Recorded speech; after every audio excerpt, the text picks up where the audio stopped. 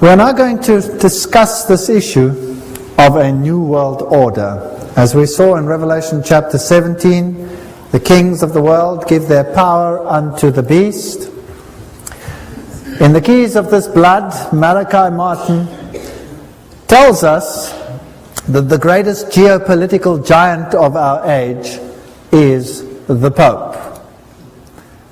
He says, on his trip to Poland, barely 8 months after his election, he signaled the opening of the Millennium End Game. He became the first of 3 players to enter the new geopolitical arena. He says that Pope John Paul would stride now in the arena of this endgame as something more than a geopolitical giant of his age. He was and remains the serene and confident servant of the grand design. This is Masonic signal language. Here is John Paul II with the Trilateral Commission. And here is John Paul II with B'nai B'rith, Jewish Freemasonry. This is a fascinating signal picture with him in the center controlling the most powerful think tanks in the world. Because that's what the signal tells us. We saw in Revelation chapter 17 already some pictures of the powers of the world giving themselves over to the papacy. Lech Walesa being honored for his work with the host in public. The Bush-Gorbachev summit in Malta, George Bush referred to as a gateway to the millennium of freedom, and it was heralded as the building of a new world. It is a big idea, a new world order, where diverse nations are drawn together in common cause. Only the United States has both the moral standing and the means to back it up. So they want to create this new world order. Revelation chapter 13 said that the beast that comes up out of the earth would be the power that did it. Bush confirms that for us. By 1990, a peace prize went to Gorbachev for losing his country. A man of the decade he became, and the old symbols, which are Masonic symbols of the East German Empire, were removed. The communist emblem leaves. Pretoria News, August 20, 1999. Summit meeting with 63 countries about neoliberalism, and Fidel Castro gives a Masonic signal. Here he is with the papacy. All these so-called countries that are against what the establishment stands for are only against in the sense that they are playing the game of Hegelianism. Thesis, antithesis, but behind the scenes they all belong to the same club.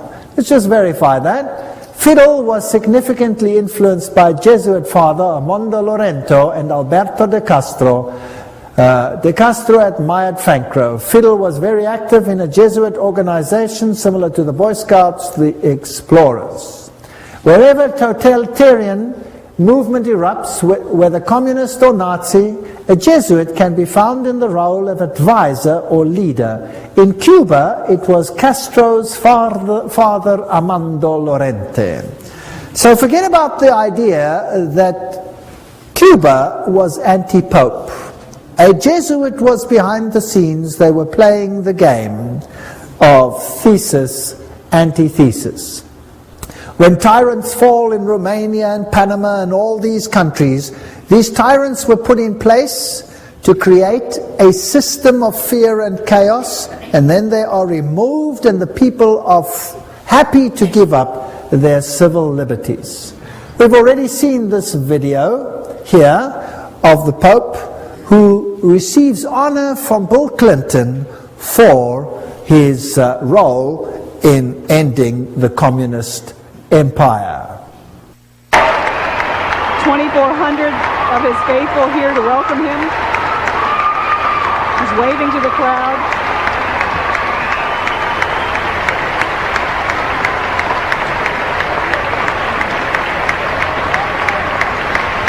Archbishop Regali is alongside the Pope as he shakes hands with the First Lady. We honor you for helping to lead a revolution of values and spirit in Central Europe and the former Soviet Union, freeing millions to live by conscience, not coercion, and freeing all of us from the constant fear of nuclear war. Your Holiness, on behalf of all of us gathered here today, indeed on behalf of all the people of our beloved nation, we welcome you back to America. Ladies and gentlemen, His Holiness Pope John Paul II and the Vice President of the United States and Archbishop. Pope declares the European community heaven sent. Very fascinating. Konrad Adenauer, who was the German Chancellor at that particular time when this was being devised, well, he is to be declared a saint. Can you believe that? He is to be declared a saint for his work. Pope declares EU heaven sent. And saints at the moment, Roman Catholic principles, they are to be declared saints. Now, to bring about the European Union, they had Maastricht. Maastricht is a Roman Catholic little town in a Protestant country in the Netherlands. And the symbolism there was very interesting. The 12 stars, they represent also the 12 stars that you have in the book of Revelation, which they apply to Mary rather than to the woman in white.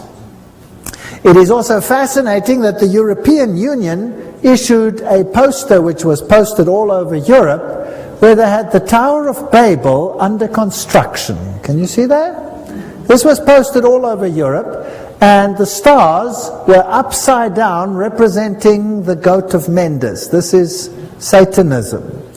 This is the new Tower of Babel. And the high French politicians said, we are building a new Babel, which they emphasized with this poster, and this time we will succeed. The new parliament of the European community is built like the Tower of Babel. In fact, it has a plaque on the inside or a poster which says precisely this. And it has these scaffolding to give the appearance that it is under construction. This is rather arrogant. This is the new European identity card, and if you look at it at the back and you turn it upside down, what do you see? You see the goat of Mendes. The horns are slightly modified to give another symbolism of the seat of the earth, but the inner facial features of the goat are very clearly discernible. And what these mean over here, I would rather not say. If we look at the high politicians of Europe, those that played the role in all of this, they are Masonic. That is a Masonic handshake between Schröder and Kohl, signifying the new Mason is taking over where the old Mason is leaving. So just as we saw that Kerry is a Skull and Bones member in America now, and the present president is a Skull and Bones member, it doesn't matter which one is going to win. So here too, Mason replaces Mason. Fingering the system, they're all showing that they're all part of the same system. When the Soviet Union fell, the new emblem that it adopted was this one, the double-headed eagle. Could you guess why? Well, the double-headed eagle is the symbol of Freemasonry, and it obviously shows who is in control. The queens, the kings of the world, as we have seen, all of them are high Masons and subject to the Roman Pontiff. And Islam, we did a whole lecture to show the intrigue of the Islamic religion and the Catholic religion, that behind the scenes, controlled by the secret societies, they have one aim, and one aim alone, subject to Rome. So what is all this war about with Islam? Who are these people who are pulling the strings in the world? And why are people being rubbed up between them? From the rock stars of the world, the Bonos of the world, to the political leaders of the world, everyone seems to be bowing down to the papal Caesar. from the east to the west. The Islamic world is currently being set up as the synthesis in the religious world, pitted against the Judeo-Christian culture as the antithesis, and then out of this must come a synthesis, where all of them will unite. This is a website. There is the actual website underneath. And this one, I believe, fairly accurately says who's who in the zoo.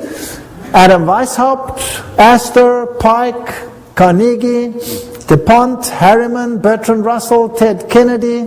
These are the Illuminatis of yesteryear and today. George W.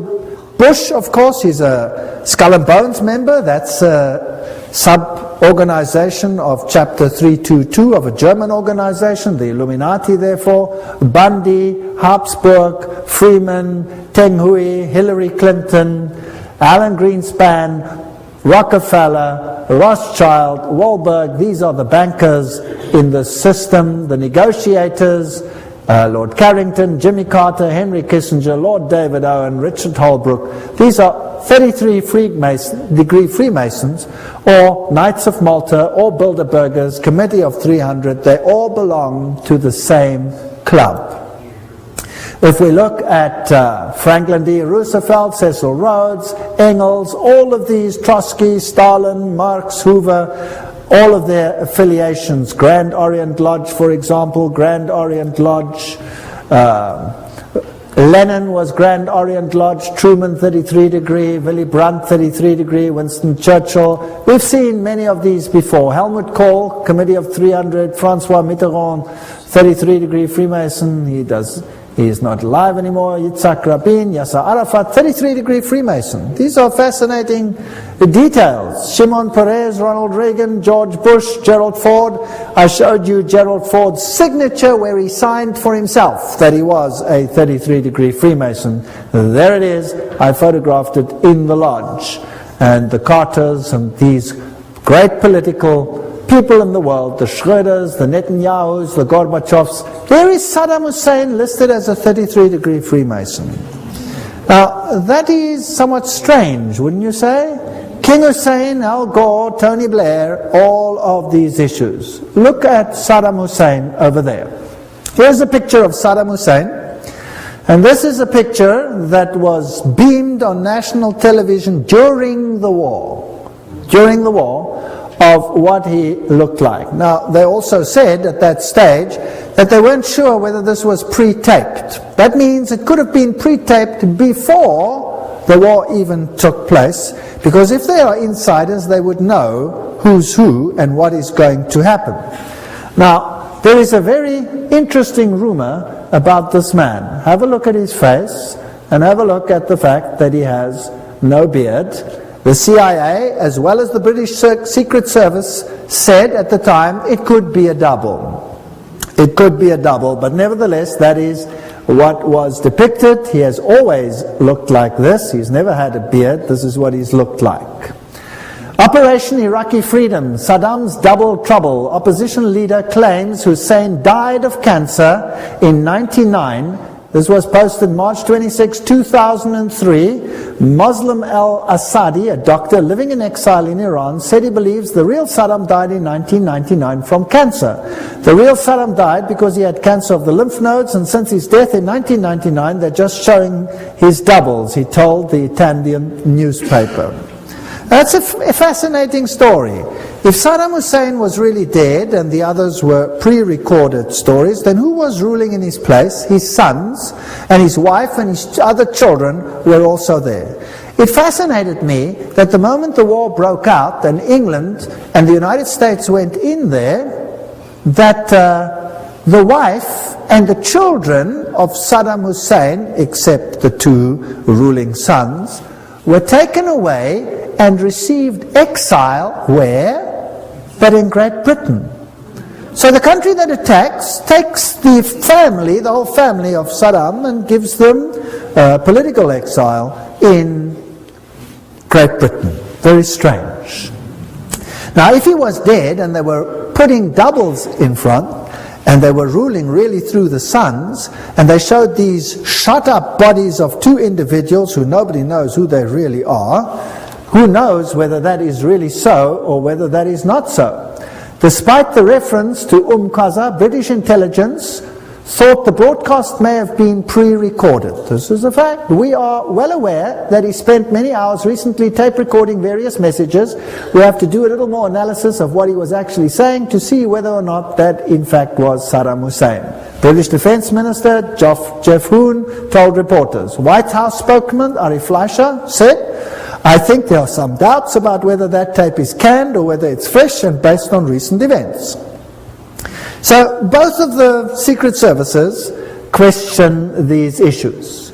Then they find, finally, Saddam Hussein's hideout, the filthy place, they say, and they arrest the man and show him on national television. After that, one does not hear too much. And he has a magnificent beard. A magnificent beard. Now, if the previous one was shot during the war, then this must be the best hair fertilizer that mankind has ever found. Maybe he could become a multi-zillionaire patenting this fertilizer to make this beard grow as it is. They used at least 3 doubles. Who knows who this man is?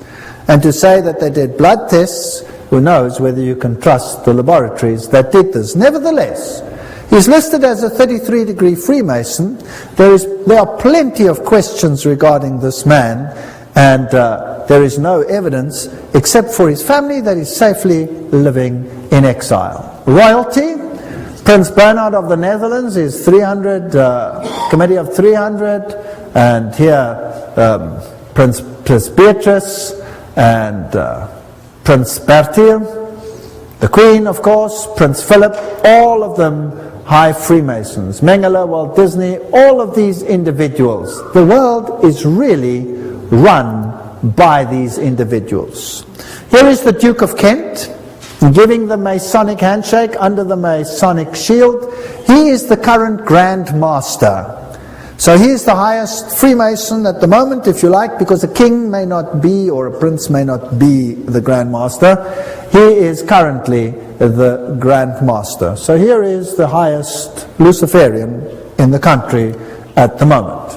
Political leaders, the Bill Clintons and all of these, we've dealt with them. We don't have to go through all of them again. The Jesse Helms, the Goldwaters, the Al Gores, and all of these individuals. And I've put the pages up there, and there are many, many books that substantiate all of these names. So just about everybody who is important in the world, everybody who runs in the political sphere is involved in these clandestine operations. We saw in the lecture on Revelation chapter 17 and 13 how there would be a holy alliance, and how the United States would eventually become the powerhouse for propagating a new world order. Gorbachev's summit in Malta, referred to as the gateway to the millennium of freedom, as you will remember, and the initiative came for this great movement into a new world order. Now, let us have a look at this video where George Bush has something to say on this issue. Where institutions of freedom have lain dormant, the United Nations can offer them new life. These institutions play a crucial role in our quest for a new world order. An order in which no nation must surrender one iota of its own sovereignty, an order characterized by the rule of law rather than the resort to force. So he says all the nations don't have to give up one iota of their sovereignty, but we want them all in a new world order. Basically, that is what he said, out of the horse's mouth. And then this terrible incident took place.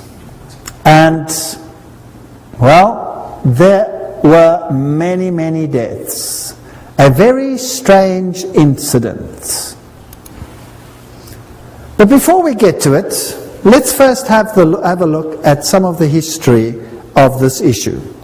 The United States had a problem in that it wanted to introduce anti-terrorism laws, but there was no real terrorism in the United States.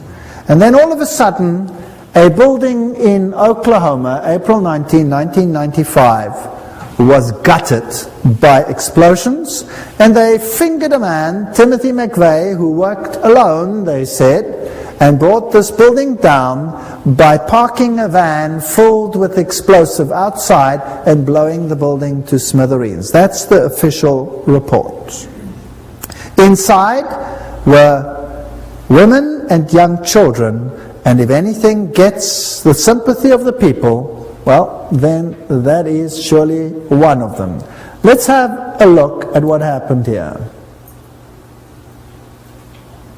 Through federal authorities that a second bomb has been found inside that federal building in Oklahoma City. It was an explosion at 9 o'clock this morning that did that damage you're looking at right there. That was in the federal building did go off. It did the damage that you see right there. The second explosive was found and diffused. The third explosive that was found, and they are working on right now as we speak, I understand, both the second and third explosives, if you can imagine this, were larger than the first. First bomb that was in the federal building did go off. It did the damage that you see right there. So you heard there on national television that a second bomb went off and it did the damage that you saw over there.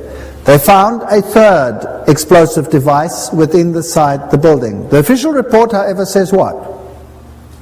That there was a van outside with explosives. Now, I was not there. I was not there, so I'm not going to set myself up as a judge as to what happened over there. I can merely say what the report said, what the news said, and then we'll ask some questions, and you decide what happened over there. Timothy McVeigh apparently worked alone, just like in the Kennedy case, and he blew this place up. But eyewitnesses say, no, they saw two individuals, and they saw this truck on a previous day, and they had a number. But when this building exploded, there was no real crater where this truck is supposed to have exploded. Now, if a truck explodes outside the building, there must be a crater, and the building must implode. But the building didn't implode, it exploded. And that was done by a device on the inside, as you heard over here.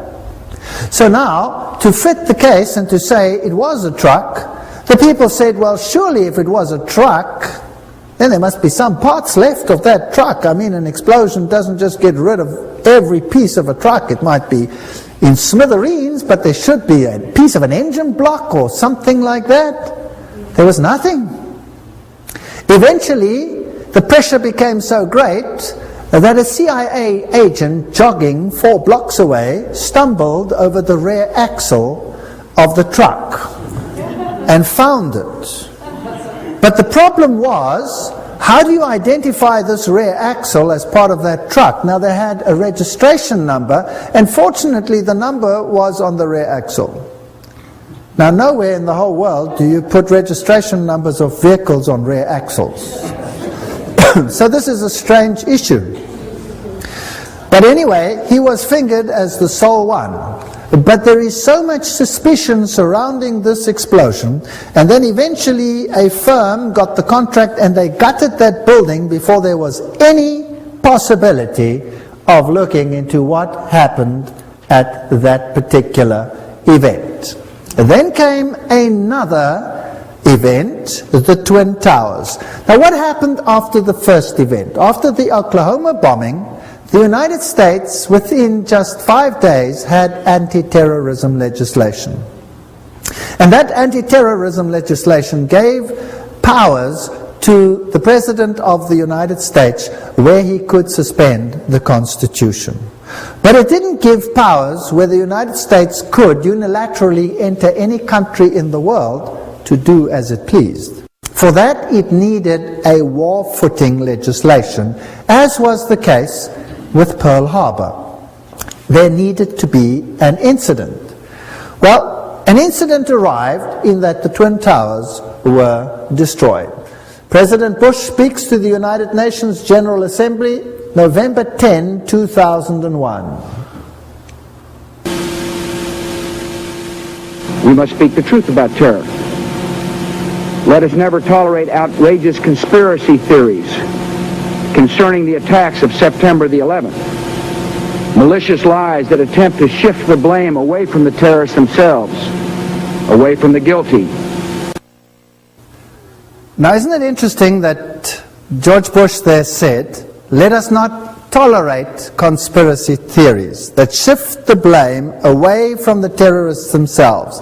Why? Because so many people started believing that everything was not right with these particular issues.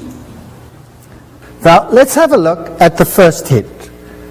When this happened, the first aeroplane struck. Then your life is going to change, but more important, your son's life is going to change forever. America will never be the same after September 11th. We've been preparing for this kind of event for nearly a decade. We've had presidential directives. It's a project called Homeland Defense. We are, as we have been saying this morning, in a... So what we have footage of the very first aeroplane striking that building. That means there was an opportunity to record that. Very quickly, the following happened. Even as the leaders of the Taliban deny any role in this, an Arab journalist based in London is quoted today to the Associated Press as saying that followers of Osama bin Laden warned 3 weeks ago they were going to carry out this sort of an attack. The chief of safety of the fire department of New York City told me he received word of the possibility of a secondary device, that is another bomb going off. He tried to get his men out as quickly as he could, but he said that there was another explosion which took place. And according to his theory, he thinks that there were actually devices that were planted in the building. 45 minutes into the taping that we were doing, there was an explosion. It was way up where the fire was, and the whole building at that point bellied out in flames, and everybody ran. I was about 5 blocks away when I heard explosions, 3 thuds, and turned around to see the building we just got out of, antenna tip over and fall in on itself. And then all of a sudden it started like it sounded like gunfire, bang, bang, bang, bang, bang, and then all of a sudden 3 big explosions. All right, so the eyewitnesses said that they heard secondary devices, bang, bang, bang, bang, and a series of explosions, and then these buildings came down. Demolition experts said that this is exactly what happens in a controlled demolition. You see, when an aeroplane strikes, there was a huge fireball, and the fireball is the burning of all the fuel on board the aeroplane. So there was nothing left there to explode. What was responsible for the secondary explosions? If we look at the setup, you will see there are the Twin Towers, and there are buildings all around, and these buildings were either slightly damaged or not seriously damaged. And then there is a road, and there's another building over there called building number 7, and that building came down sometime afterwards, although nothing hit it. And not much was ever said about that. What caused building number 7 to implode? Let's watch it. Okay, now watch 8 hours after the Right, here first it is. plane crash, a third building at the World Trade Center collapses. This one, the number 7 World Trade Center building. This is a look at the flying You'll debris see from the 7 number coming 7 down, tower. You're going to see and that watch the almost explosion coming down the coming this street way. toward the camera. Number 7 tower at the World Trade Center. The CIA would have been in there normally, but they had, of course, abandoned the building when the event of catastrophe occurred. So who would have been in that building? The CIA would have been in that building, but they had evacuated the building, and 8 hours afterwards the building comes down in a controlled, it seems, implosion.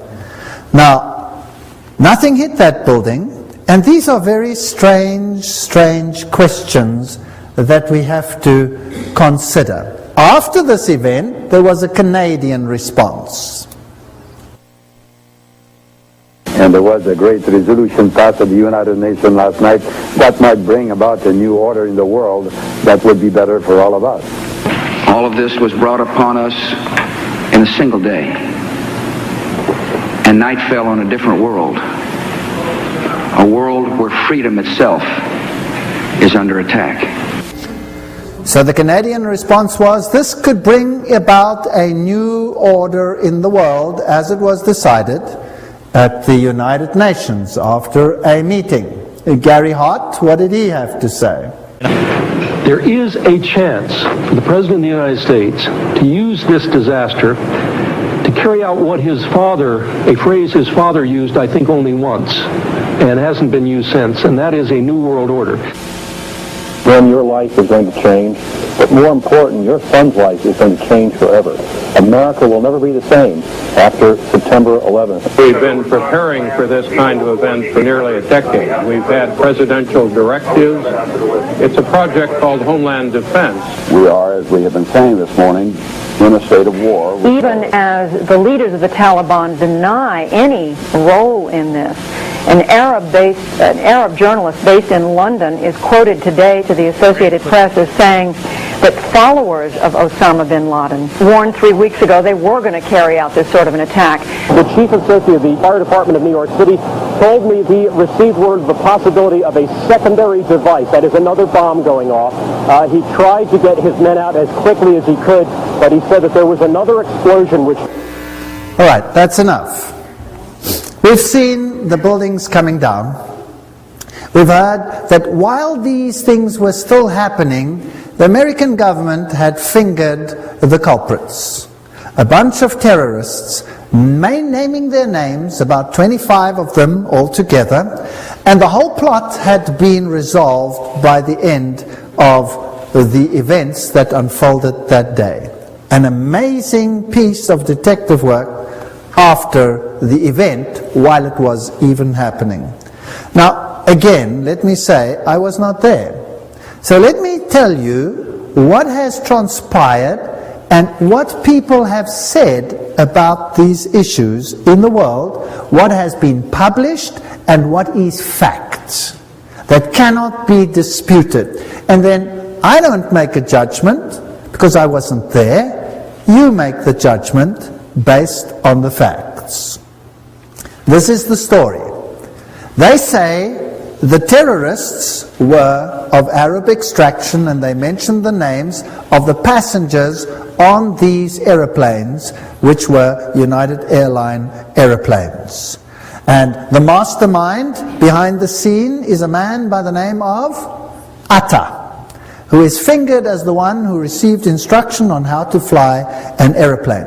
Well, when they released the names, immediately there was a hue and cry from the Arab countries because 5 of the terrorists, supposed terrorists, mentioned that they were very much alive and well and couldn't have been on the plane. Right? Very important. They were alive and well and couldn't have been on the plane. How did they know that Atta was the mastermind? You see, on his way to the airport, he had just happened to leave his documents in the taxi that was transporting him. So they had his documentation. Which terrorist would leave his documentation behind? That is the one question. The next point that is very interesting is that they have evidence that he was the man because he wrote a suicide note. This is all fact. This is all published fact, what I'm saying now. I'm not making this up. This is all referenced. This is a fact. You decide the rest for yourself. Now, he wrote a suicide note. And this suicide note, he then placed within his suitcase. And then he handed in the suitcase, as we normally do when we go onto the aeroplane. Now, which person would write a suicide note that was going to be destroyed in an aeroplane crash? Does that make any sense? So the fact of the matter is they have a suicide note. But now the question is, if he handed in his suitcase to be put on top inside the plane, how come they have the suicide note? Well, just by chance, this is the one suitcase they forgot to put on the plane. And that is how they have his note. How do they know there were Arab terrorists in there? Because a passport, nothing else survived that plane crash, but a passport fell out, and it happened to be a burnt out passport, which still could identify one of the terrorists. This is very circumstantial. Now, as these aeroplanes, with absolute precision, struck those twin towers, their black boxes were totally obliterated. These are of titanium and are designed to survive such crashes. There is no evidence of them whatsoever. They have been totally destroyed. So we have a very strange situation. What hit building number 7? Nothing hit it, but it came down in like fashion. And there is plenty of evidence that there were possibly secondary devices in the buildings, as you heard from the commentators themselves.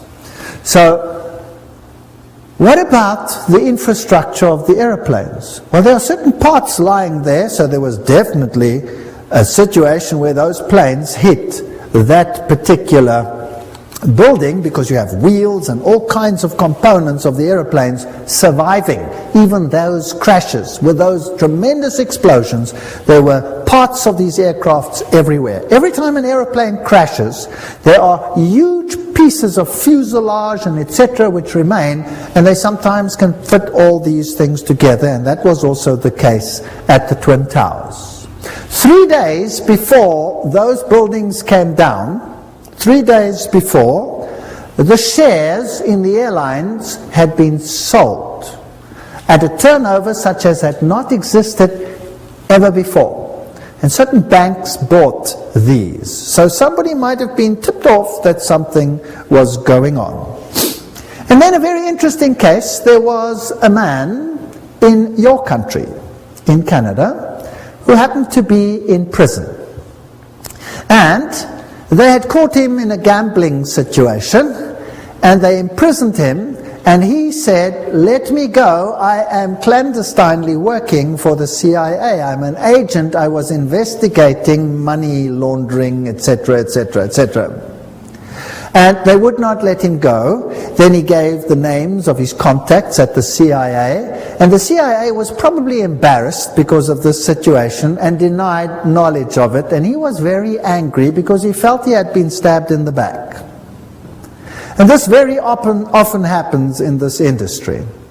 And so he wrote a letter before the September 11 attack outlining some events that were going to take place, and he mentioned that aircraft were going to fly into the Twin Towers and into the Pentagon. Now, nobody made any use of these, but when it actually happened, then this came to the fore. So here was a CIA agent who said ahead of time that this was going to happen. Could be chance, could not be chance. You decide for yourself. A certain Atta, the man who is supposed to have planned this, with only in-flight training, with absolute precision, they went into those buildings. This is an amazing story. Received funds, $100,000 US from Pakistan's secret service into his bank accounts. And they worked very closely with the United States. So here had been a transfer of money. But the plot doesn't end there. Das Böse sitzt im Pentagon. Facts. The evil sits in the Pentagon. Now, who is this man that wrote this? This is the political scientist Thierry Meyssan from France, and he has some very interesting to say. Who was it? What happened over here? How come they had all the names of all these people, and yet there is no real evidence that these people were actually on board? Here's the story. I'm just giving it to you with the passengers, machines that flew into these Twin Towers. And then there's this fascinating case of the other aeroplane that went into the Pentagon. And here are the pictures that were published. The dates were strangely wrong. They were September 12, but apparently they said it's because they released them the next day. And what you see is smoke over there. There are no debris pots, nothing. Here is a piece missing, no picture. There you have an impact of a flame, and you have this fireball over here. That's it. If you look then on the lawn, this is all that was found, but no part of a United Airlines aircraft. No parts. Nothing. Nothing whatsoever. This is the hole that was seen after the event, and most of this hole happened well after the event. So the question is, why are there no aircraft parts? Again, all the black boxes disappeared. There were no black boxes that survived, and the hole is way too small for something like that to actually have happened. Because nowhere in the world, even in the Lockerbie disaster, there was a case where there were no aircraft parts. Nothing. There was just nothing. What is even more interesting in this situation is when you look at this, when the United States rules the world, the Catholic Church will rule the world. Archbishop Quigley, 1903.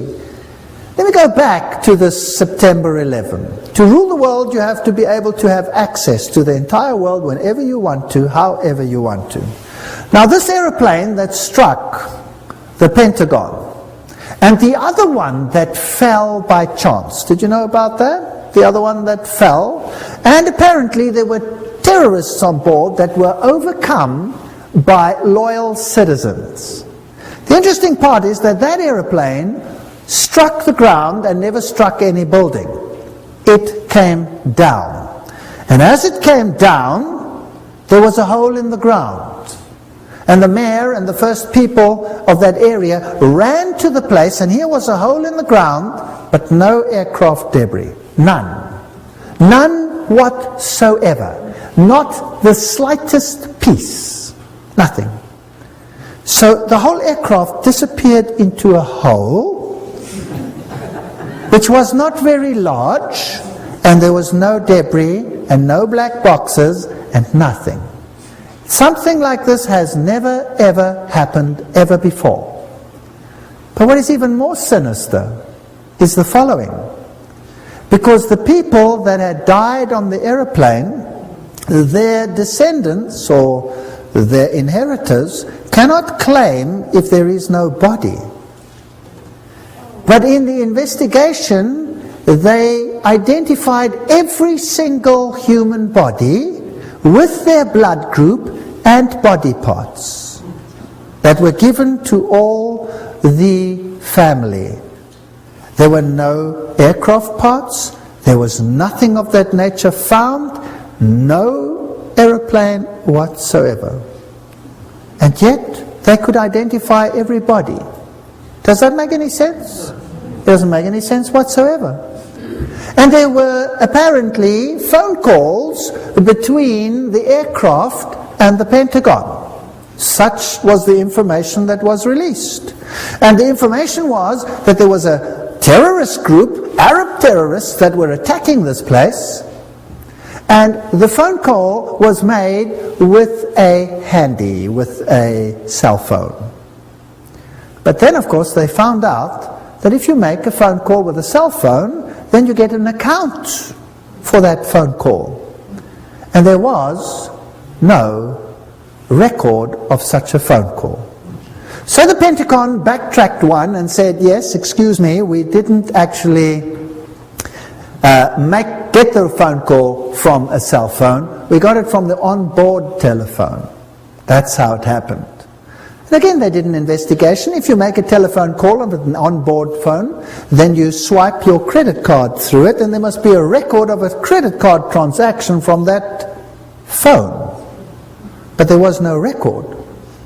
So the Pentagon backtracked again and said, yes, that is true, but it was done as a collect call.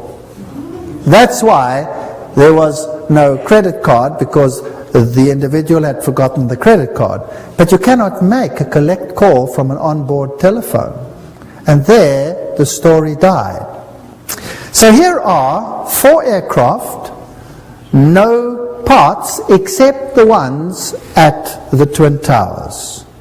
There are holes in the ground and no aircraft whatsoever, but all the pieces of the bodies with the DNA analyses. These are interesting, very interesting facts.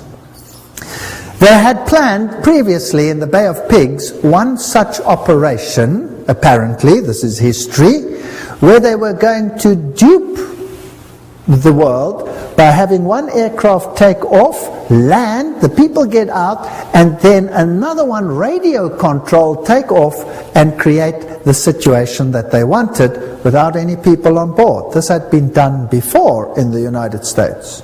So ask yourself the following questions. How is it possible that all this circumstantial evidence points to nobody out there? Nobody out there. Then came anthrax scares. And when eventually someone high up in politics suggested that it seems to come from a laboratory within, suddenly there was absolute silence. So let us not continue with the September 11 and ask and say it was this or that party. The fact of the matter is this is a very strange situation. And if you look at the high role players in the United States, whether it's Madeleine Albright or any one of them, they use brooches which depict Luciferian connections like goats and all of these. President Clinton here is receiving the host publicly, and he claims not to be a Roman Catholic. That is impossible. Hillary Clinton is wearing the Phoenix Rising, which is a Masonic symbol. Sherry Blair uses Masonic signals. The presidents, the prime ministers of the world, whether the Thatchers or the Carters or the whoever they are, all of them seem to belong to insider organizations. Whether they are religious leaders or political leaders, or whether they are Europeans or Americans or Eastern, all of them seem to be involved. So before we continue, let us first contemplate what happens in the Africa situation. But we'll do that in another session.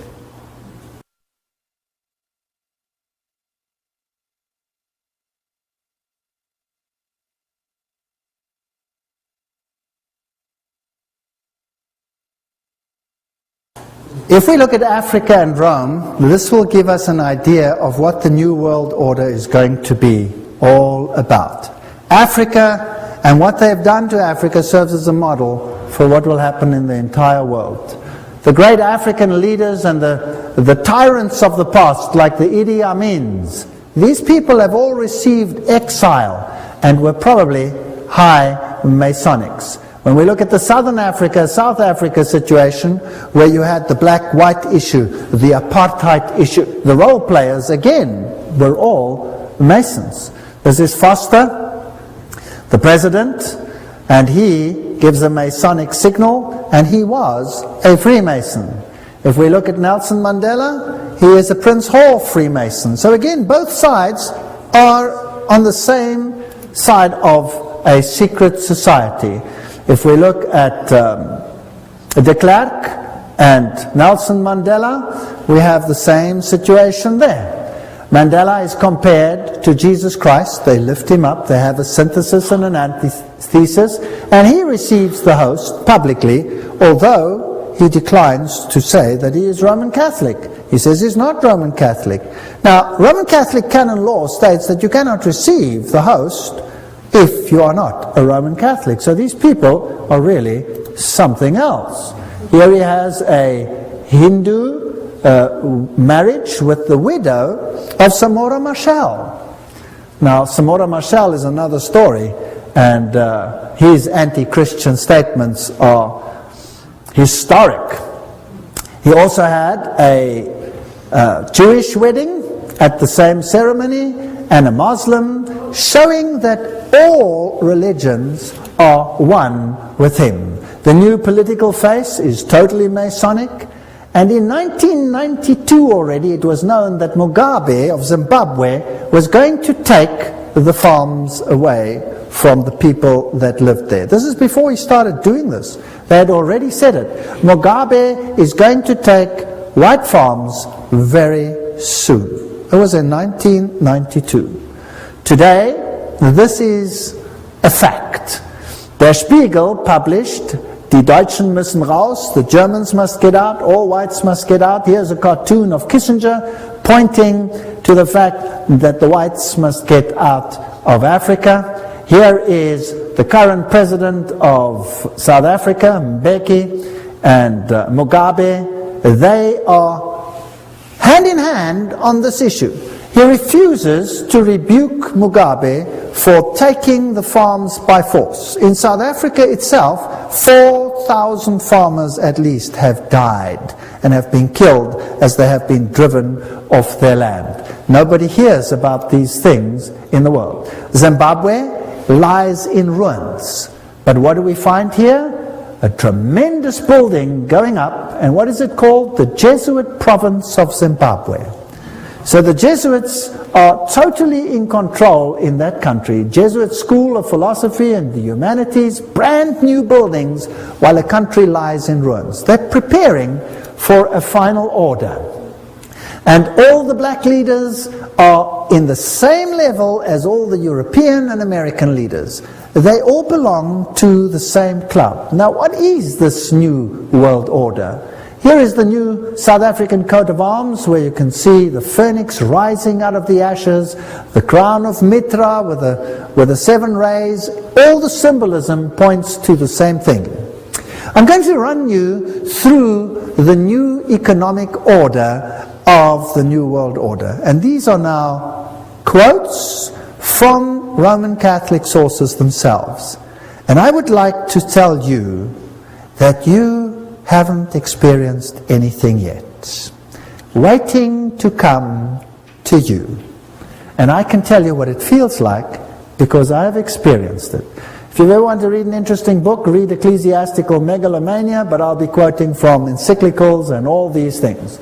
According to canon law, the control of all property of the Roman Church state belongs to the Pope, its supreme emperor. Everything I say will have a quote now. Everything is substantiated by either a papal encyclical or any one of these. Now, communism took all property away and made it the state's property. Capitalism says the property belongs to the individual and nobody has the right to take it away. Now, if that is thesis and antithesis, then something in between is what we will want. So the Pope condemned communism, but he also condemns capitalism. The New World Order will be something in between in the name of fairness. So let us have a look at these issues. The economic thought of the Roman Catholic Church, private property. Thomas Aquinas wrote no treatise on economics, but his thinking based on that of Aristotle is foundational for understanding the economic thought of the Roman Catholic Church. Every time there is a quote. Now, what did Thomas Aquinas say?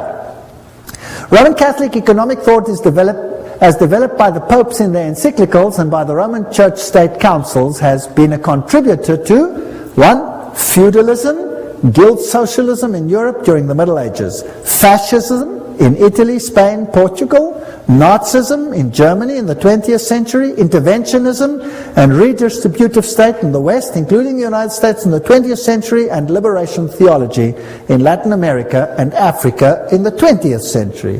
What does this mean? Thomas Aquinas said, the possession of all things in common is natural law.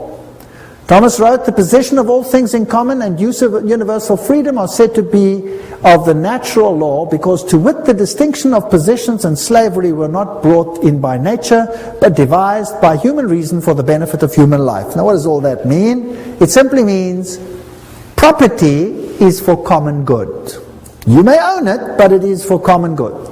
The community of goods, wrote Thomas, is ascribed to natural law, not that the natural law dictates that all things should be possessed in common and that nothing should be possessed as one's own. So you may possess things, yes.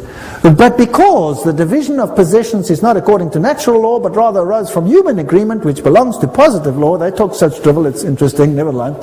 Hence the ownership of possessions is not contrary to natural law, but an addition thereto devised by human reason. Let's continue. Thomas wrote, hence, whatever certain people have in superabundance is due by natural law to the purpose of succoring the poor. Okay, now we're getting there. You may possess things, whatever you possess, but whatever you possess more than you need is there for the common good of those that don't have. Does that make sense? Now what if you create two classes of individuals, the rich and the poor? Or what if there is a situation where you have two classes, the rich and the poor? You can go across the world and you can look at the rich nations and the poor nations, and you will find that the rich nations are all the Protestant nations. Have you noticed that? Yes. All the Protestant nations are the rich. Now what if you had a plan to disinherit them all, so that you would again be ruler and they would have to come and beg at your feet for anything like that? Now let's have a look at this, how this unfolds. For the purpose of succoring the poor. Because the goods of some are due to others by natural law, there is no sin if the poor take the goods of their neighbors. Thomas wrote, in cases of need, all things are common property, so that there would seem to be no sin in taking another's properties, for the need has made it common. Okay. Now, there's the aspect of sharing. If I see my neighbor in trouble, as a good Christian, I will help him out, right? Yes. But now we're looking at law. So if my neighbor has need, and who determines the need? He determines the need. I have need. I have a need. I have a need of a television, and I don't have one, and you have one. And you have money, and you can go and buy yourself another one. I have need of your television. Can he then take it without being a sinner, yes or no? According to this, yes. What if you have a car and he doesn't have one? He can take it without sin, according to Thomas Aquinas. Now, this was a long time ago. Surely this doesn't apply today. Well, we'll see.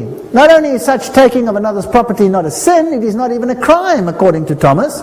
It is lawful for a man to succor his own need by means of another's property by taking it either openly or secretly, nor is this, properly speaking, theft and robbery. It is not theft, properly speaking, to take secretly and use another's property in a case of extreme need, because that which he takes for the support of his life becomes his own property by reason of that need. In a case of a like need, a man may also take secretly another's property in order to succor his neighbor in need. Oh, this gets very interesting. Now, did you know that if I leave my property unattended in South Africa and somebody moves in, I cannot throw him out? He's in because he has need. That's the law. And you think that is a South African law? No, that is a British law as well. That is a law virtually all over the country now, but it's not being implemented because the situation is not such yet that it has to be implemented everywhere. Once you start opening the borders and millions of poor people start coming in, well, then there will be great need. What did they do with need overseas? So, in South Africa, people go on holiday, they come back, their house is occupied. And they can't throw the people out. Because their property is in their name, they have to pay the bills, they have to pay the rates, they have to pay all those things, but need made it common, therefore that man can move in. Is that the situation? Yes, it is. Gets worse. The Roman Catholic doctrine of private property is echoed in the 19th century communist slogan, from each according to his ability to each according to his need. Can you see the Roman Catholic doctrine there? Human rights are more important than property rights. It was the creed of Lyndon Johnson's Great Society. We shall take from the haves and give to the have-nots who need it so much. Lyndon Johnson said that. What continent is that? It appears in the literature of fascism, Nazism, liberation theology, interventionism, and socialism.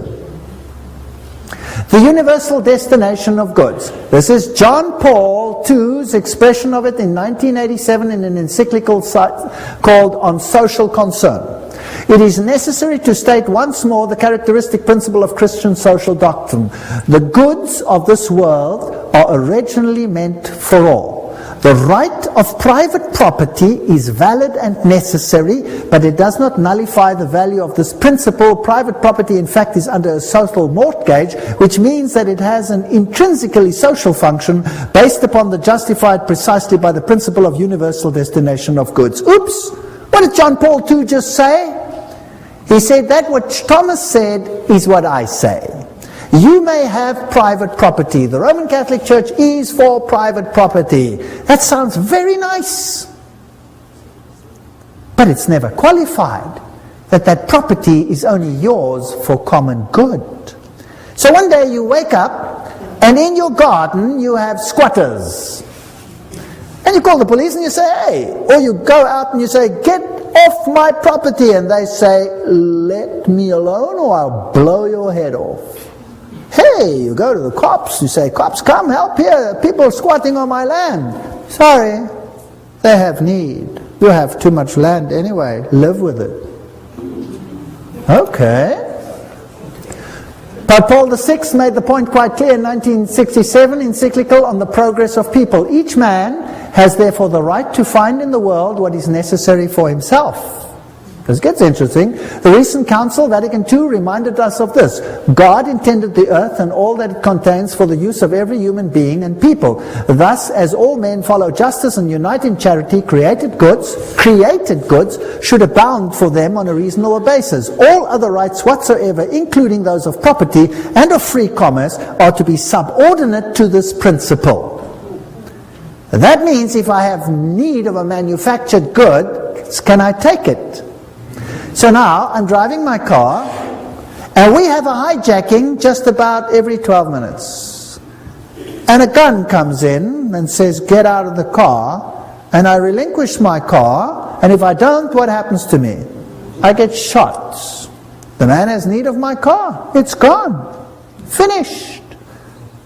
In my own church at home, we've had hijackings after hijackings. Even the pastor. They beat him up and tried to put him into the trunk of the car. They would have killed him. He managed to fight himself free, and off he went without his car. Do you think there's any big action to find these things? No, occasionally here and occasionally there. Do you think there's any big action when the farmers are killed and they move on to the lands? No, a little bit here and a little bit there just to keep people happy. But basically nothing is done and the police hands are cut off. The law says that. There's nothing you can do. The other day, two cyclists were traveling along when they were hijacked by 5 gunmen demanding their bikes. So they took out, they were armed because they expect this is becoming like the Wild West, and they defended themselves, injured one, and got away. And guess what? The 2 cyclists are in jail. Yes, serving a sentence for injuring someone without need. They could have given them the bicycles, that would have solved the problem. You see how the law has turned upside down. Gaudium et Spes, the Vatican II Constitution, Pope Paul quoted, explains at greater length. If one is in extreme necessity, he has the right to procure for himself what he needs out of the riches of others. Now, who defines necessity? Since there are so many people prostrate with hunger in the world, the Sacred Council urges all, both individuals and governments, to remember the aphorism of the Fathers. Feed the man dying of hunger, because if you have not fed him, you have killed him. Therefore, because private property is immoral, all men, individuals and governments have the moral obligation to redistribute goods held unjustly by property owners. Have you heard of redistribution of goods lately? Have you heard of it many times lately? Yes, there is going to be a redistribution. All goods includes not just goods found in nature, but manufactured goods as well. John Paul II declared that all men must have access to those goods, quote, which are intended for common use, both the goods of nature and manufactured goods. I own nothing. Only on paper do I own anything. The state rules supreme. My life soon could be a misery. So if you are attached to your homes here in Canada, and this is the basis for the New World Order, if you are attached to your cars and your televisions and all these things, loosen yourself. Because soon they will be redistributed, and there will be nothing that the white or black or pink Protestant can do about it. And if some others suffers in the way, that is fair enough. The ends justifies the means. The redistribution will go as it should be. Rerum novarum. Who's heard of Rerum novarum? This is the papal encyclical that was issued, that is being quoted to this day, Pope John's. And to this day, all of them make reference to this, including Pope John Paul II, says this is this encyclical that forms the basis of the New World Order. Well, I thought it's important to study it. One of the Roman Church State's most influential statesmen on economic matters is the encyclical Rerum Novarum on the condition of the working classes. The Roman Church State allied herself with the proletariat, which in Marxism is the great and final enemy of the capitalist order. Pius, writing, declared that Rerum Novarum, however, stood out in this, that it laid down for all mankind unerring rules for the right solution of difficult problems of human solidarity called the social question. Now, let's see. By far the most notable evidence of the social teaching and action which the Church has set forth through the centuries, undoubtedly, is the encyclical Rerum Novarum, issued 70 years ago. The norms and recommendations contained therein were so momentous that their memory will never fall into oblivion. John, Mater e Magistra, the papacy speaking. Pope Pius told us that the encyclical Rerum Novarum was instrumental in ending laissez-faire capitalism in the 20th century by ushering in an era of effective interference by the government. Have you got this? Let's see how it ends up. Rerum Novarum was the voice of moral authority needed to ensure the development of effective interference by all governments in the 20th century. How many governments? All. Pius wrote, "It is not surprising, therefore, that under the teaching and guidance of the Church, many learned priests and laymen earnestly devoted themselves to problems of elaborating social and economic science in accordance with the condition of our age. Under the guidance and light of Leo's encyclical, Rerum Novarum was thus involved a truly Christian social science, which continues to be fostered and enriched daily. Tireless labors, all these people, labors, now note carefully, of those picked men whom we have named the auxiliaries of the Church." So everybody working in the secret societies, the Opus Dei, the Mites of Malta, the Knights of Columbus, all of these people working, those picked men, to bring this about. Nor were there the only blessings which followed from the encyclical. The doctrine of Rerum Novarum began little by little to penetrate amongst those who, being outside Catholic unity, do not recognize the authority of the Church. And these Catholic principles of sociology gradually became the part of the intellectual heritage of the whole human race. Where are we going? I'd like to know. Thus too we rejoice that the Catholic truths proclaimed so vigorously by our illustrious predecessor are advanced and advocated not merely in non-Catholic books and journals, but frequently in legislative assemblies and in courts of justice. Those picked men whom we have named the auxiliaries of the Church, who have been instrumental. This is John Robbins writing. Who are they? Under fascism, property owners may keep their property titles and deeds, but the use of their property is, as Leo wrote, common. Fascism is a form of socialism that retains the forms and trappings of capitalism, but not its substance. This is basically what it boils down to. When we speak of reform of institutions, the state becomes chiefly to mind. not as if universal well-being were to be expected from its activities. And what is the state going to do in all of this? The experiment with economic freedom, Pius wrote, must end. And economic life must again be subjected to planning and government. Who wants to control your economic life? Government. John Paul II wrote in his Sollicitudo Re Socialis on social concern, it is necessary to state once more the characteristic principle of Christian social doctrine. The goods of this world are meant for all. Private property is under social mortgage. These are the things which will be controlled. He wrote, a faithful echo of the centuries-old tradition of the Church regarding the universal purpose of good. In today's world, wrote the Pope, we are faced with a serious problem of unequal distribution of the means of subsistence originally meant for everybody. Then came liberation theology, and Pius wrote an encyclical on atheistic communism, an age like ours, where unusual misery has resulted. Who created the misery? They created it so that they can create the solution which they want. So, in Africa, they elevate a few and suppress the masses. Then they turn it around and they create the situation that they want. They create communism, they create the chaos. Out of the chaos, they create the social order which they want. So the second reign of terror was supported by the papacy. Father Camilo Terres, who was shot in 1966, declared, the Catholic who is not a revolutionary is living in mortal sin.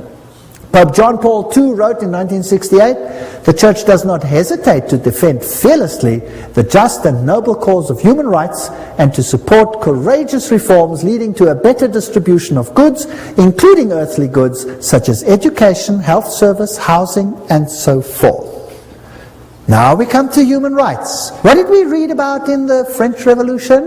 What's going to be the standard of the world? Human rights. You have a right to property. You have a right to anything that you have need of. We are convinced that the theology of liberation is not only timely, but useful and necessary. That's what the Pope says, not me. This is his words directly. John Paul II, letter to Brazilian bishops.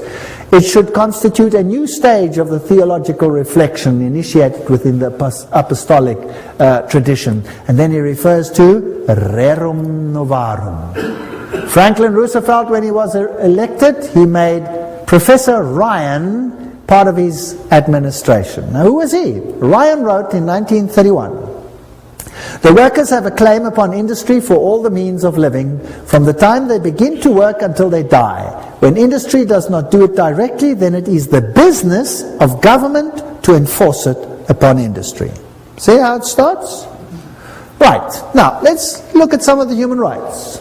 You have a right to freely found unions for working people. You have a right to culture, a right to immigrate, a right to immigrate, a right to food, a right to clothing, a right to rest, a right to medical care, a right to just wage, a right to life, a right to safe environment, a right to personal security of workers, a right to family life, a right to private property, highly qualified of course, a right to common use of all goods is just thereafter, so that means nothing.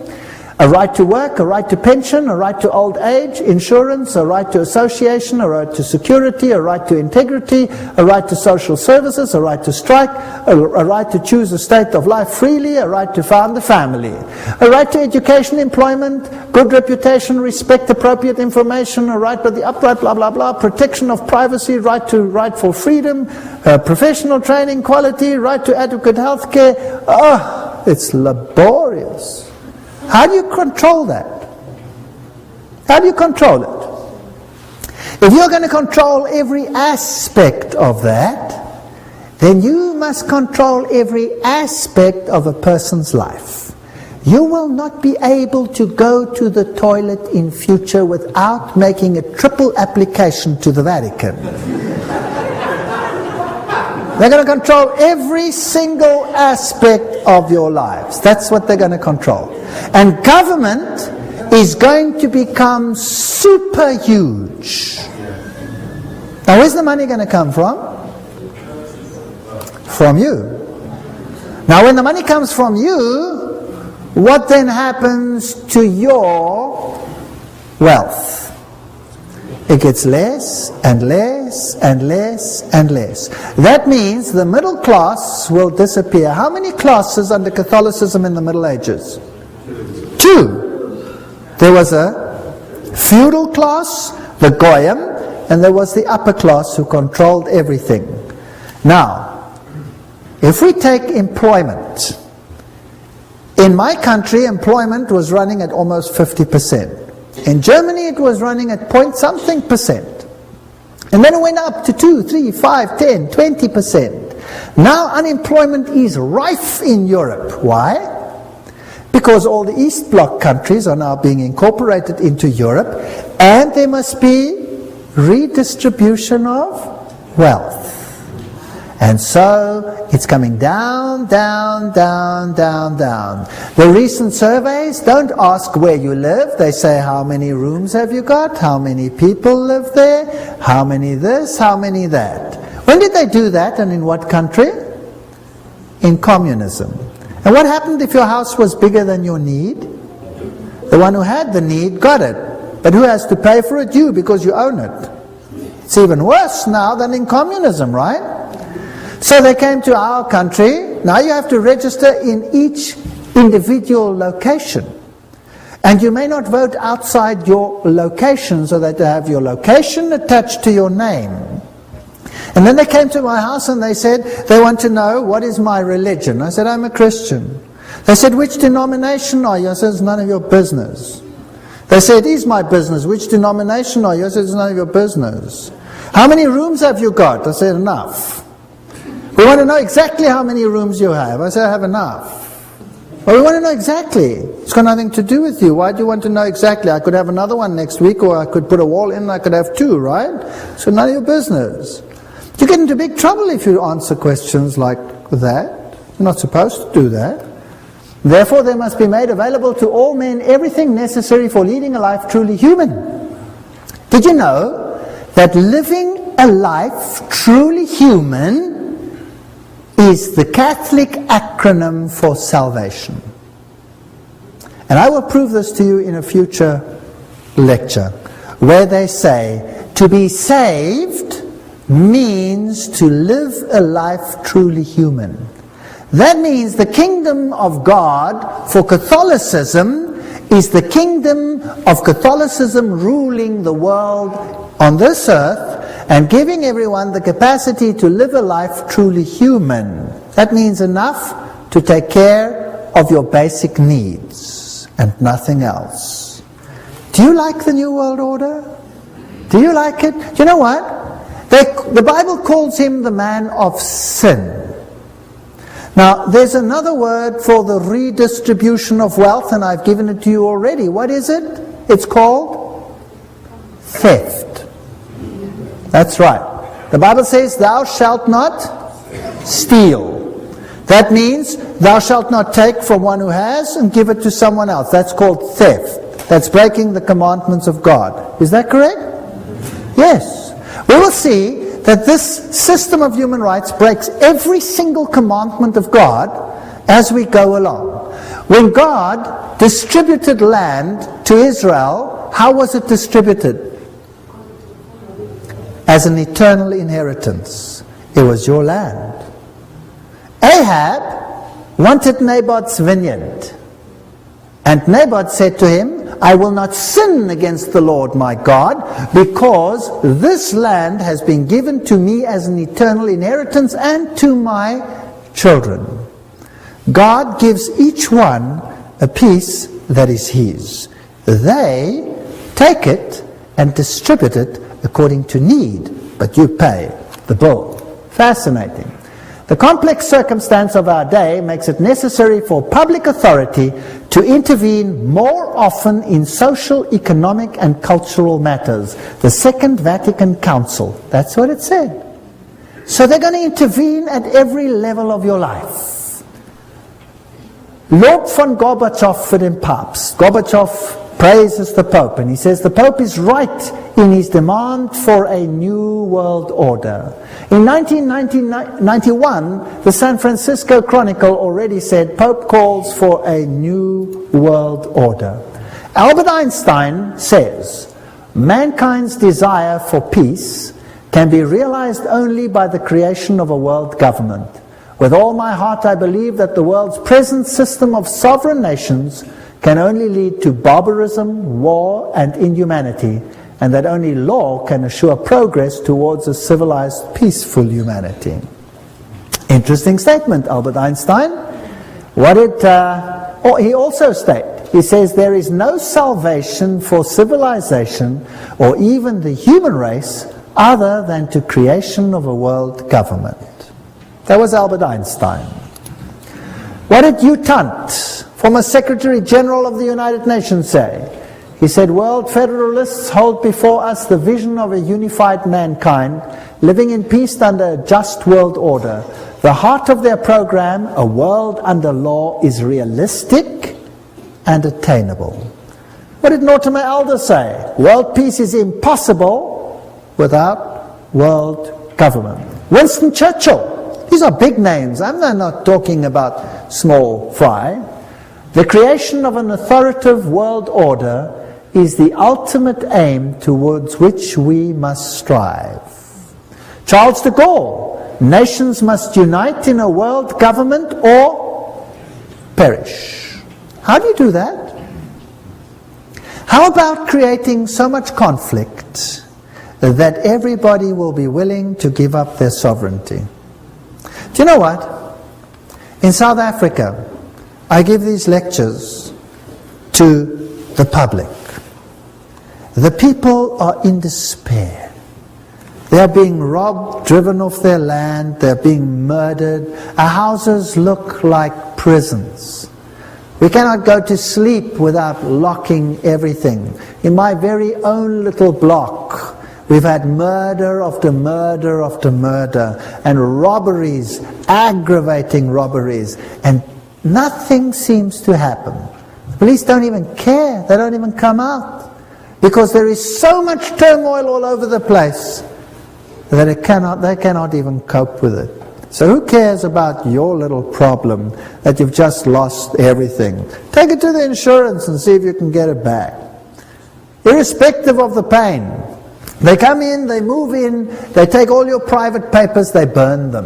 You have no record of your life, everything's gone. They sell the furniture they don't want, and the rest they keep for themselves and say, get lost. It's now time for redistribution. You had land before, now it's my land. That's how it goes. This is the New World Order. Welcome to the New World Order. Bertrand Russell, the only possibilities are now world government or death. The Humanist Manifesto, too, urges us to move towards the building of a world community. Robert Miller, former Assistant Secretary General of the United Nations, said, we must move as quickly as possible to a one world government, a one world religion under a one world leader. I wonder who that is going to be.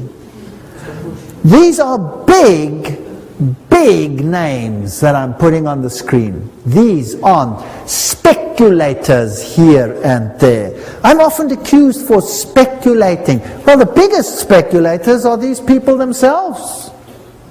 And what about this man?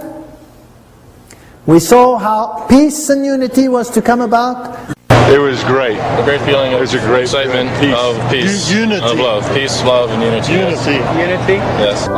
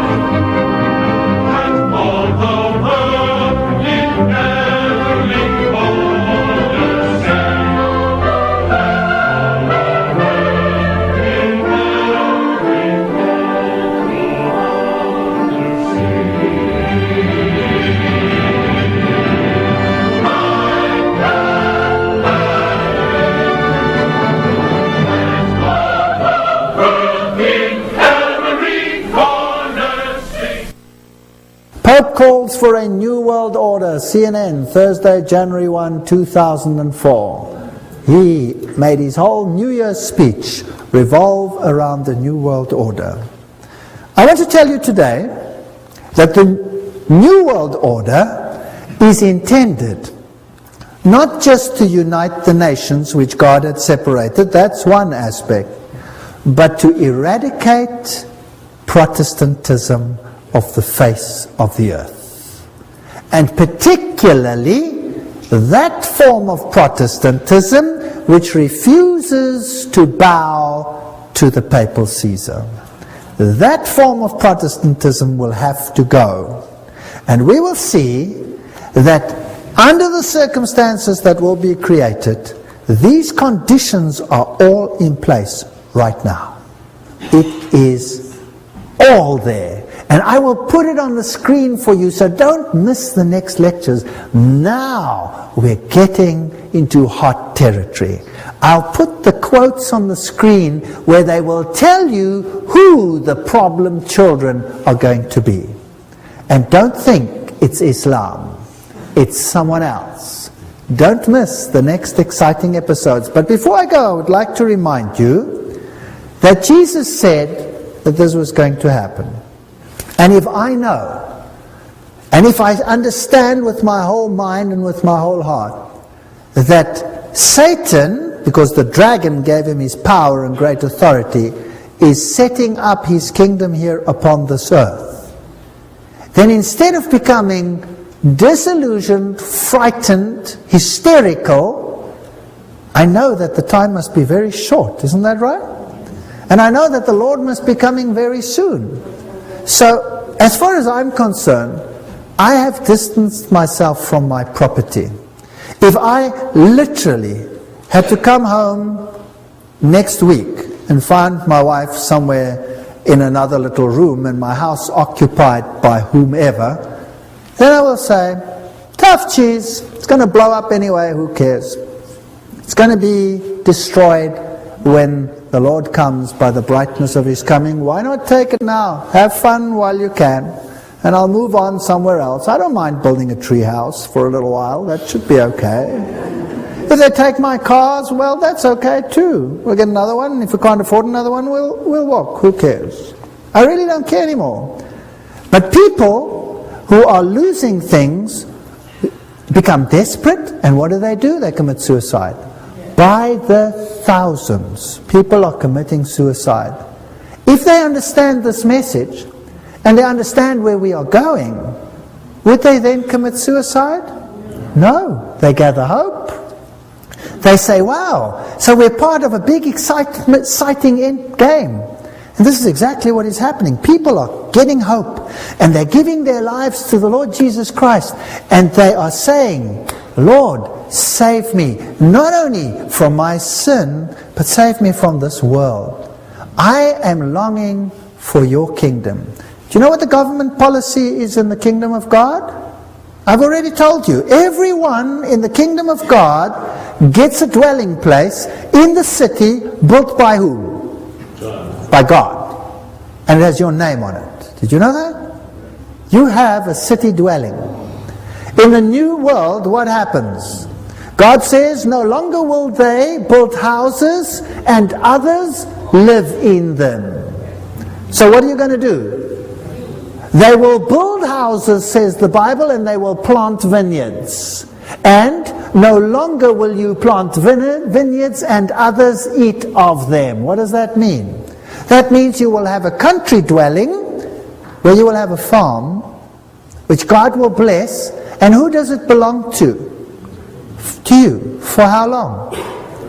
Forever. Forever and ever and ever and ever. That's God's policy. So who cares about what they're going to do? Who cares? And eye has not seen, nor ear has heard the wonders that God has prepared for them that love Him. That does not just include the glory of seeing our King in heaven. It includes everything that goes into making life pleasant. And the new kingdom is worthy of waiting for. Really. I look forward to the new kingdom of God. It'll be a great place. And we will unfortunately see this world go from bad to worse. And I don't want to lie to you and say it's going to get better. I'm going to tell you it's going to get worse. Very much worse. What happened in the French Revolution is the forerunner of what will happen in the entire world. There will be anarchy like you cannot believe. But if you are under the protection of the Most High, nothing will happen to you. So why not accept Him? Why not say, Lord Jesus, I want you to be my personal Savior. Why not say, Lord, clean up my life. Let's walk together. Because your government is the only one worth having. And imagine looking in His face and saying, wow, this is my God. I've waited for Him. He will save me.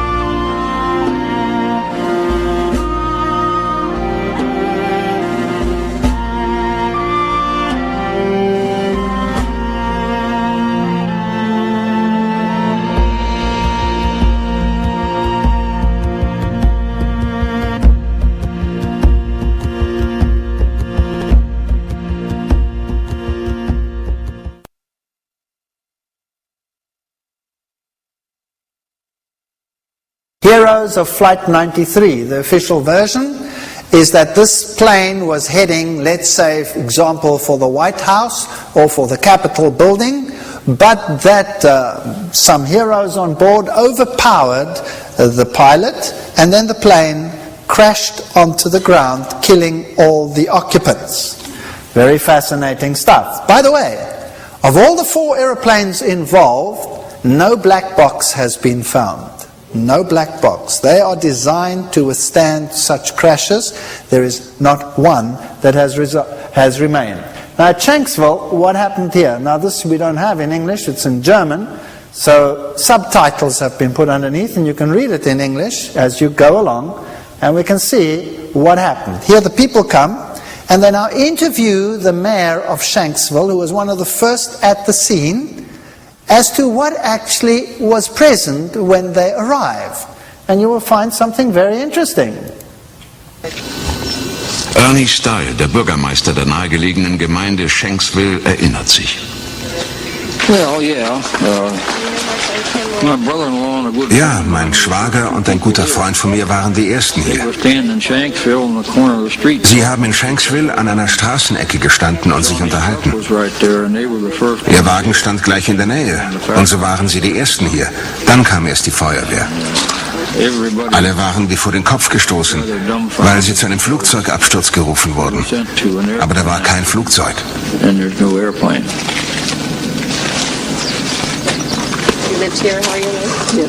Kein Flugzeug.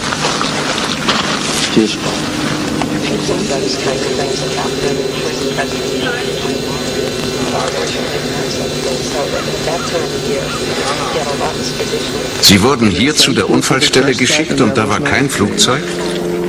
Nein, da war nichts. Nur dieses Loch. Das ist es, was Sie sahen. Ich dachte immer, das sei die Absturzstelle.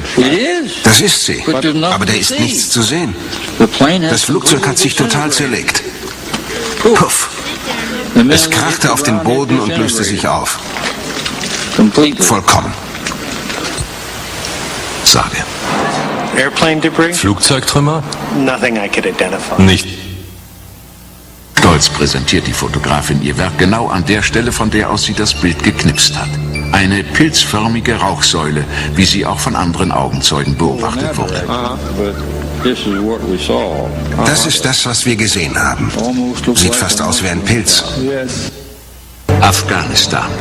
Nach einem Bombeneinschlag bildet sich genau die gleiche pilzförmige Rauchsäule wie in Shanksville.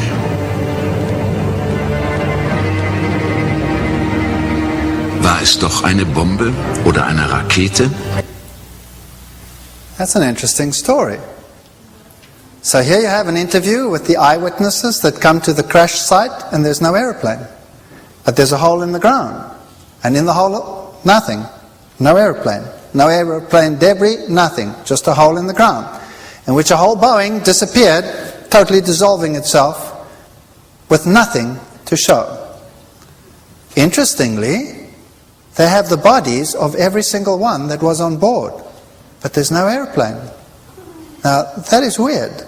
You must admit, that's kind of weird.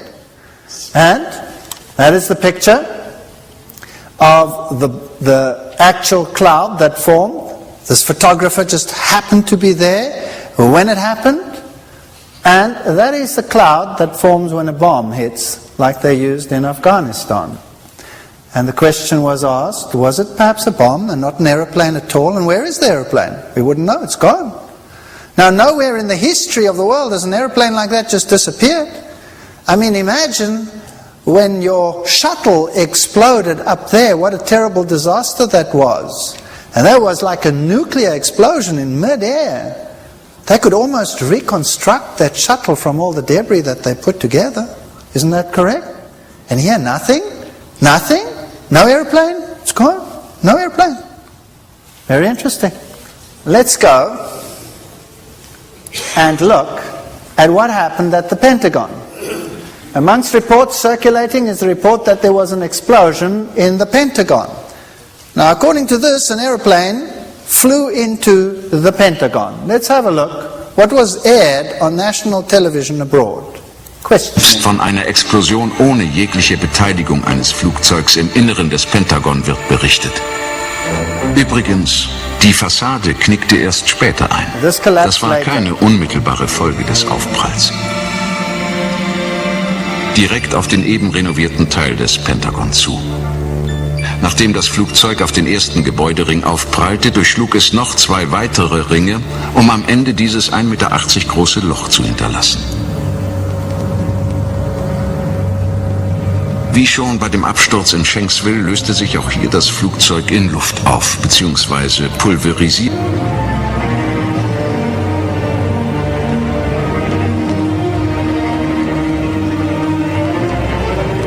Auch nicht im Inneren des Gebäudes. Dafür nichtssagende Details. Eine Uhr, ein verkohltes Telefon, verrußte Räume. Einrichtungsgegenstände.